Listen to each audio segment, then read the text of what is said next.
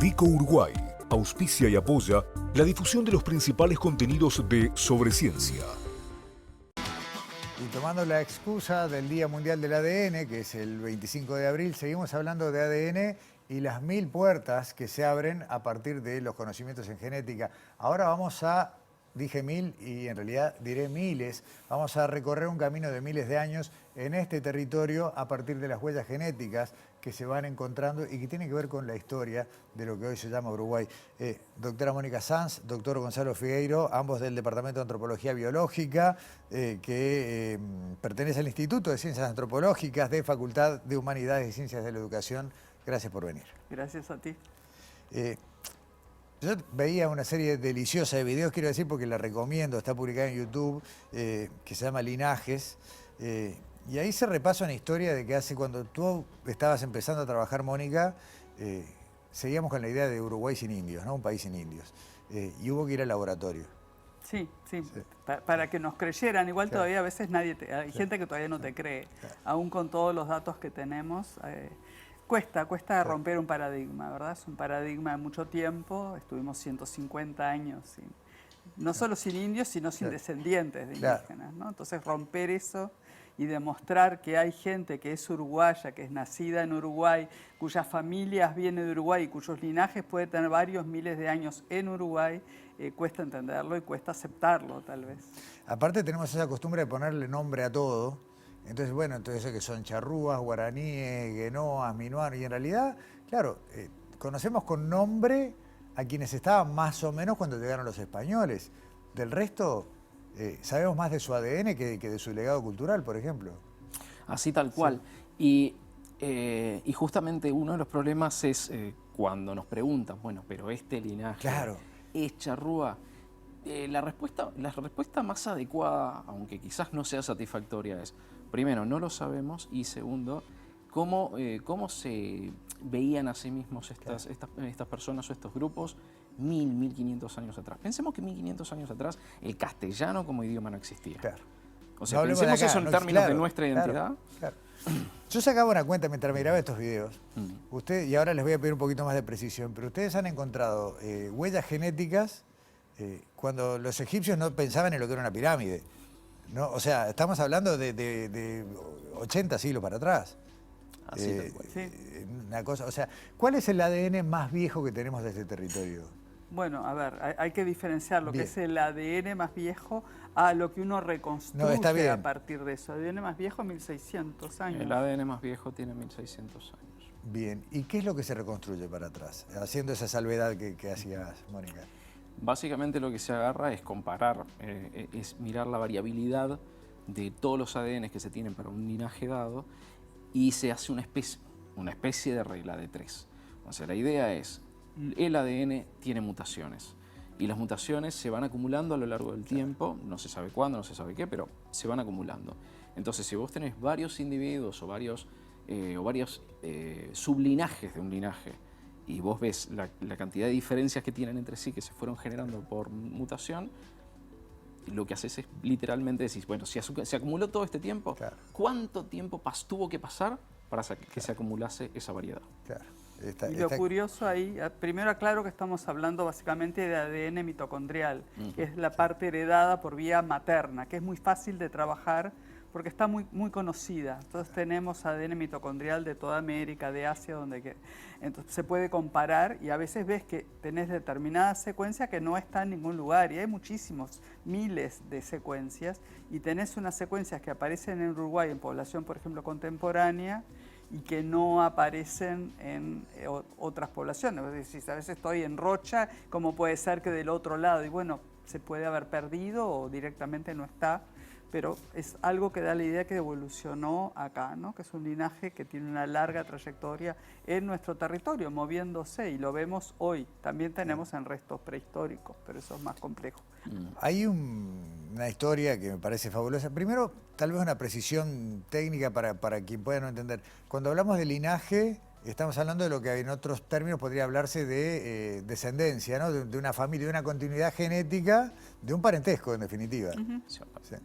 Sí, totalmente. Siempre llegamos a un origen común, ¿verdad? Cuando tú tenés dos secuencias parecidas, Cuando decimos calculamos el tiempo, porque son parecidas, claro, y tú las vas a retrotraer a una común, que es la que le calculas la fecha, justamente, ¿no? Perfecto. En base a eso, ustedes han podido reconstruir una línea de cuántos miles de años en este territorio.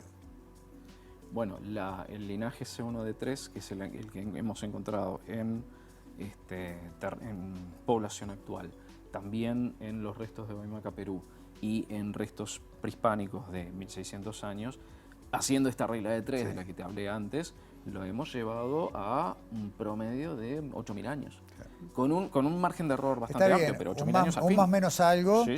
Pero podemos decir, otra vez vuelvo a la misma comparación, mucho antes de que un egipcio apile una piedra arriba de la otra en la pirámide, había un grupo humano que dejó descendencia en este territorio, que se mantuvo, tal vez yendo y viniendo, pero se mantuvo acá y tiene hoy gente viva con esa misma marca genética. Exacto. Y eso creo que es lo más sorprendente en un país que se autopercibía sin indios hasta hace muy poco. Claro. No solo nos autopercibíamos sin indios, sino que también nos percibimos, me parece, como un país donde lo que hay fue llegando. Nos cuesta pensar en una población estable durante tanto tiempo. Casi uno puede decir, y corríjame si digo un disparate, que esos primeros, hasta donde sabemos, pobladores de América, cuando llegaron acá se quedaron y no se fueron más. Parece ser un lugar de confluencia, Uruguay, donde hay dos oleadas, digamos, una que viene por el Atlántico, otra que viene por el Pacífico, y parecen como que se hubieran juntado en Uruguay y se hubieran posiblemente quedado. Igual tenemos a algunos que parecen ser ancestros de pampeanos, que eso es otra cosa interesante. Había algunos linajes descritos, por ejemplo, para Pampa, Patagonia, y acá tenemos ancestrales a eso. Entonces parecía que fuera al revés, ¿no? Que de acá se pueden haber pasado para otro lado. Los orientales que migran. Y siguen migrando. Claro. Ahí tenemos que diferenciar entre aquellas personas que se mantuvieron por acá, como pasa con cualquier grupo humano, y otros tantos que se estuvieron moviendo y yendo para un lado y volviendo de ese lado y recibiendo gente. O sea, ninguna población es una entidad aislada, y eso explica también esas otras líneas que algunas veces podemos retrotraerlas al poblamiento inicial y otras a contactos poblacionales en los miles de años que pasaron después, ¿no? Ese linaje que de alguna manera es propio de este territorio, ¿en qué porcentaje aproximado de la población estaría?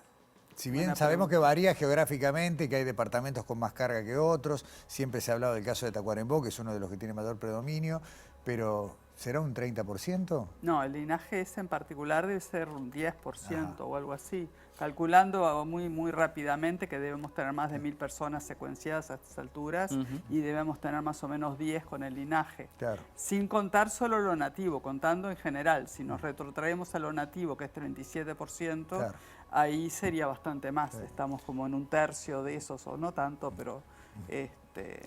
pero es relativamente frecuente. Claro. ¿Y ese 37% representa a todos los linajes americanos que tienen una representación acá? Exacto. Es decir, una de cada 3 uruguayos y uruguayas tiene por algún lado de su genealogía una antepasada materna por línea directa. Eso es un indígena y eso es una locura, francamente. Claro, rompe con todos los estereotipos históricos. Saber eso, además de que nos motiva, bueno, la curiosidad, el abordaje histórico, la reconstrucción de la historia, tiene, por ejemplo, implicancias sanitarias, ¿no? O sea, conocer eso puede permitir, por ejemplo, también profundizar sobre la salud característica de quienes acá habitamos. Sí, el otro día justo estuve en la presentación de un premio PEDESIVA de Gabriela Burgueño del grupo de Salto, que estuvieron trabajando en la parte de farmacogenética y farmacogenómica, y una de las cosas que me pareció súper interesante, que ellos hicieron también estudios de ancestría, y les daba una relación con que aquellas personas que tenían mayor cantidad de antepasados indígenas tenían mayor tolerancia a algunos medicamentos que se usan para tratar la leucemia linfocítica aguda. Entonces, tiene implicancias, digamos, para farmacogenética, lo cual es sumamente importante, claro, porque, bueno, sobre todo en este caso que son niños, ¿verdad? Claro. Tenemos otros estudios también que están relacionados con eso les iba a preguntar, ¿con qué otras enfermedades se puede vincular, digamos, una mayor o menor respuesta en base a nuestra carga genética o la carga genética indígena? Vamos con la... Bueno, una que en realidad está medicalizada como una patología, pero en realidad no lo es, que es la intolerancia a la lactosa. Claro. O sea, La lactasa persistencia, o sea, es decir, el nombre técnico para el hecho de poder digerir leche y lácteos siendo adulto, es algo que muy claramente proviene de lo que llamamos viejo mundo, particularmente de Europa. Entonces, si teniendo la ancestría indígena que hay en este país, lo lógico es que efectivamente no tengamos tanta gente capaz de digerir lácteos como pensamos que tenemos. Y las expectativas en términos teóricos es que 1 de cada 2 uruguayos debería tener problemas. Sin embargo, solo la cuarta parte declara tener problemas para digerir lácteos. Y eso es interesante. Claro.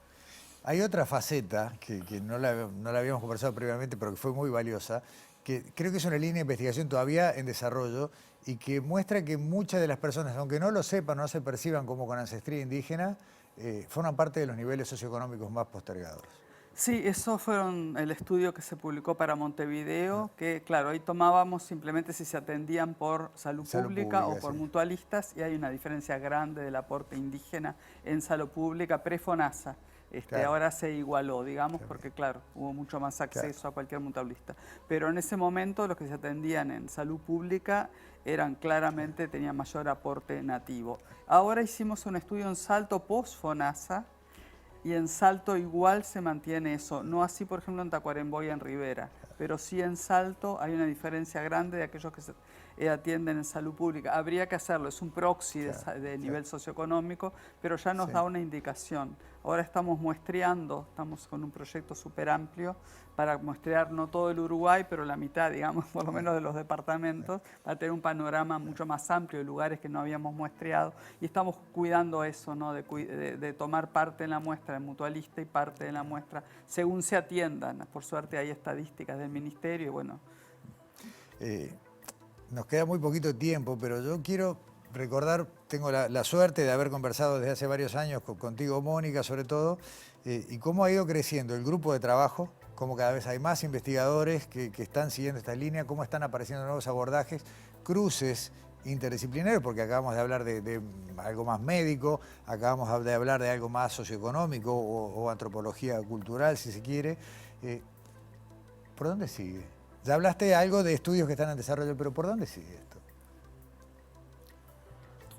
¿Por dónde sigue? Bueno, en realidad acá ya es una expresión de deseo, pero me gustaría poder profundizar más en la composición genética de las poblaciones pasadas, donde el cruce es, entre otras cosas, con la arqueología. Claro. Que está bien, es una rama de la antropología también, pero donde tenemos también mucho interés en ver cómo determinadas hipótesis en términos arqueológicos tienen su correlato genético o no. Eso por un lado. Sí, siguiendo un poco con esa misma idea, ¿verdad? Cada vez más se está estudiando a nivel americano en general paleogenomas, o sea, genomas de individuos. Cuando queremos hablar de nuestro origen, ¿verdad? Este problema, bueno, charrúas no, porque estamos hablando de una época que no eran ni charrúas, ni guaraníes, ni nada. Claramente no son guaraníes, eso sí lo quiero decir, porque los guaraníes llegan mucho más recientemente y de eso sí hay datos, de que llegan alrededor del 1300 de nuestra era, o sea que claramente no son de ese tronco. Pero bueno, cuando tengamos más paleogenomas podemos empezar a ver, tanto para población actual como para nuestros paleogenomas, de dónde vienen, porque hay por ahora alguna cuestión muy somera de relaciones, por ejemplo, con Lagoa Santa, que es un sitio estrella de Brasil, sitio del cual se viene hablando, no sé, hace un siglo, donde bueno, una mujer llamada Lucía, por ejemplo, en toda esa zona, y bueno, toda la raza láguida se decía en una época. Bueno, tenemos alguna vinculación con esos grupos, digamos, de Brasil, pero también la tenemos con grupos del sur. Entonces, bueno, en la medida que haya más datos se podrá reconstruir. Y mapas con flechas que van y vienen, ¿no? Que son en definitiva los recorridos de nosotros como especie en esta tierra. Mónica Sanz, Gonzalo Figueiro, les quiero dar, como a cada persona invitada sobre ciencia, los presentes de Ística Objetos. Muchísimas gracias. Podríamos hablar 45 minutos más y nos vamos a quedar con un montón de temas. Así que una vez más, invitarlos para más adelante, para volver con estas líneas. Nos quedó todo el tema afro, que también ustedes lo están trabajando. Así que, hace tiempo que venimos. Tenemos un poco descuidado, porque esta parte indígena nos motivó demasiado, pero aparece porque aparece también, bueno, la parte socioeconómica claramente, se sigue viendo, y cuando hablemos de enfermedades, que hay muchas, se está cada vez más, cuando se estudia una enfermedad compleja sobre todo, analizando la parte de ancestría. Claro. Mónica Sanz, Gonzalo Figueiro, muchas gracias por venir a Sobre Ciencia y la seguimos más adelante. Gracias por la invitación. Nosotros vamos a la pausa y ahora sí empezamos a quebrar, cerramos acá la parte de ADN, vamos a hablar de animales a la vuelta y en nuestra segunda ficha de fauna autóctona con imágenes de Uruguay, fototrampeo, el chiricote. Vean y escuchen.